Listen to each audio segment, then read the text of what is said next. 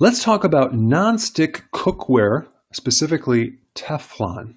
So there's a lot of things that people grew up with that at first they seem to be totally safe, and then all of a sudden they're now this huge toxin. There's all sorts of toxins in Teflon, especially when you're heating it and breaking down certain elements in the lining of your pots and pans. There's 6 toxic gases that are emitted. 2 of them are global pollutants, and 1 is even lethal at low doses. So when there's a high amount of temperature, you get this degradation of this chemical, which is similar to a nerve gas. I'm not kidding. And so it can lead to liver damage, immune dysfunction, thyroid dysfunction, chronic kidney dysfunction, infertility, and the list goes on and on. But this is what I want to know. We've been using this for 70 years, and somewhat recently now it's a possible carcinogen. I mean, where were the studies 70 years ago? How did this get passed? So check this out. I'm going to read something to you. The chemical PFOA persists indefinitely in the environment. What does that mean? It means that it doesn't break down.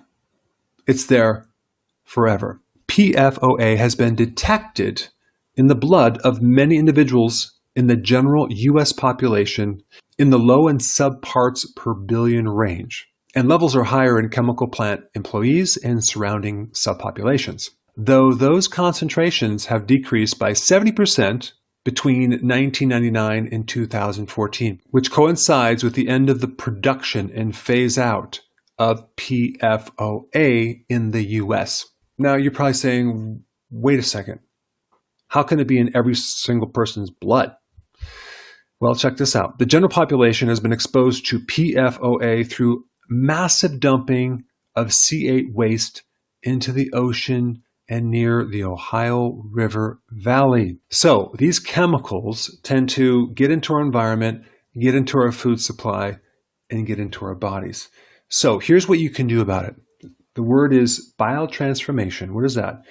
That is your body's ability to take these poisons and turn them into harmless particles through the liver.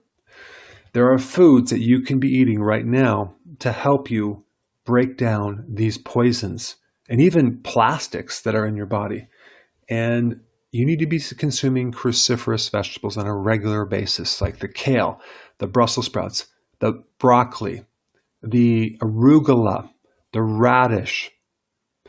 So if you are not familiar with those foods, I put a link down below. But cruciferous have the ability to decrease these poisons in your body. So it slowly gets rid of them without you feeling toxic, because it's almost impossible to avoid our toxic environment. You have to be doing things to constantly clean your body of these poisons.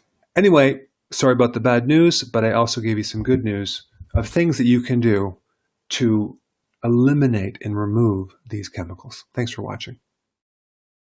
Before you go, if you have a question about a product, or you're new to keto and you want to know how to begin keto, or you're on keto and you need a debug because it's not going as smooth, I have a keto consultant standing by to help you. This is just for the people in the US. Hopefully in the future we'll be able to answer everyone's call, but I put the number down below so you can call and get some help.